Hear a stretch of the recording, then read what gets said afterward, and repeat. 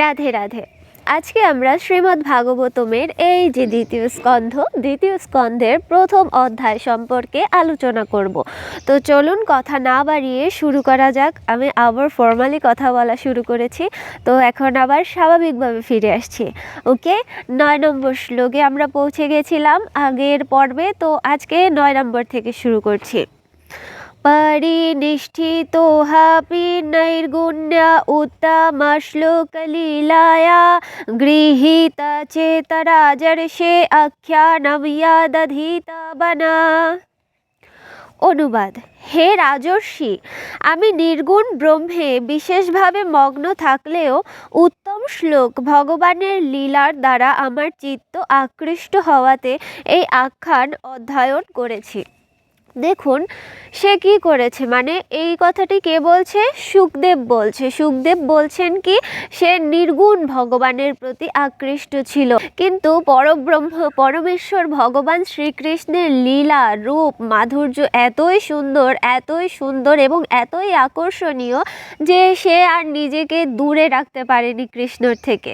তো সে কি করেছে? সে সেই কৃষ্ণের লীলায় মোহিত হয়ে গিয়েছে, তারপরে এই ভাগবতম আস্বাদন করেছে। তো দেখুন ভগবান শ্রীকৃষ্ণের কি লীলা, সে কি করে। সে এত অনন্ত কোটি বিশ্বব্রহ্মাণ্ডের মালিক, অনন্ত কোটি বিশ্বব্রহ্মাণ্ডের একমাত্র ধাতা হর্তা কর্তা সব কিছু হচ্ছে সে। তারপরেও সে কি করে আমরা একটু শ্লোকের দ্বারা শুনে নিই।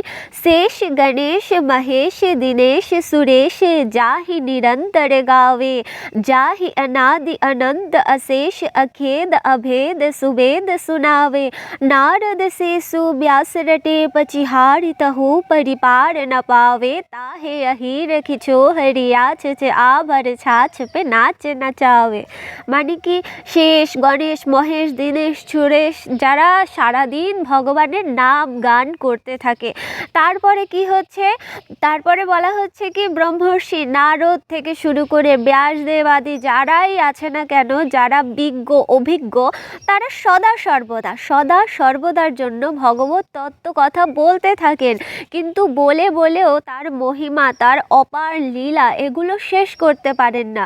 সেই ভগবান যে এত কিছু একদম এত মহান ব্যক্তিদের দ্বারা আরাধিত পূজিত, সেই মহান ব্যক্তিটি কি করছে?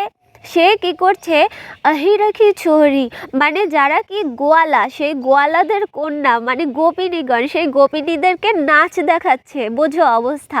নাচ কেন দেখাচ্ছে? কারণ একটু ছাঁচ খাওয়ার জন্য, হ্যাঁ, একটু ছাঁচ পাওয়ার জন্য সে তাদেরকে নাচ দেখাচ্ছে। আচ্ছা আমি নেচে দেখাচ্ছি, এবার আমাকে একটু ছাঁচ খেতে দাও।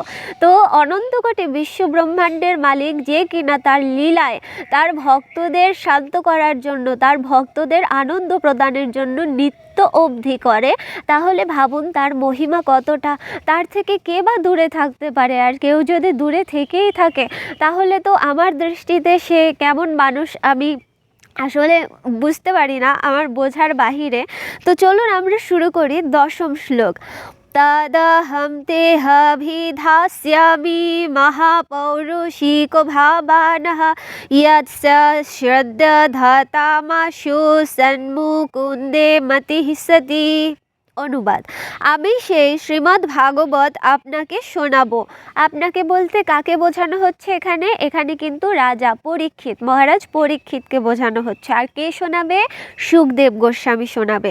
কেননা আপনি ভগবান শ্রীকৃষ্ণের অত্যন্ত নিষ্ঠাপরায়ণ ভক্ত। যে ব্যক্তি পূর্ণ মনোযোগ এবং শ্রদ্ধা সহকারে শ্রীমদ্ ভাগবত শ্রবণ করেন, তার শীঘ্রই মুক্তিদাতা ভগবান মুকুন্দের রতি উৎপন্ন হয়। দেখুন এখানে বলা হয়েছে কি মনোযোগ সহকারে যে ব্যক্তি ভাগবত শ্রবণ করেন। আমরা কি মনোযোগ সহকারে শুনছি? একটা ভিডিও দেখছি, দ্বিতীয়টি আর দেখছি না, আবার মাঝখান থেকে একটু দেখছি, আবার দেখছি না, এভাবে সিরিয়াল ব্রেক করলে আমাদের মনোযোগটা কোথায় রইল? আমাদের সকলের নিয়মিতভাবে, আমি তো চেষ্টা করি নিয়মিত দেওয়ার, তো আমাদের নিয়মিতভাবে ভাগবত শ্রবণ করা উচিত। অ্যান্ড সিরিয়াল বাই সিরিয়াল আমরা যদি শ্রবণ করতে পারি, আমরা যদি এই সব মহিমাগুলো আস্বাদন করতে পারি, তাহলে অবশ্যই তাড়াতাড়ি খুব শিগগিরই আমরা ভগবত পদে আমাদের রতি আসবে, আমাদের মতি ফিরে আসবে। তো এ কারণে কি করা উচিত? নিজেরাও অবশ্যই শোনা উচিত এবং অন্যদেরকেও শেয়ার করে শুনতে সাহায্য করা উচিত। তো আপনারা কে কী শিখতে পারলেন, কে কী জানতে পারলেন এবং ভিডিও কেমন লাগছে আর কে কোথা থেকে দেখছেন অবশ্যই কমেন্টে জানিয়ে দেবেন। রাধে রাধে।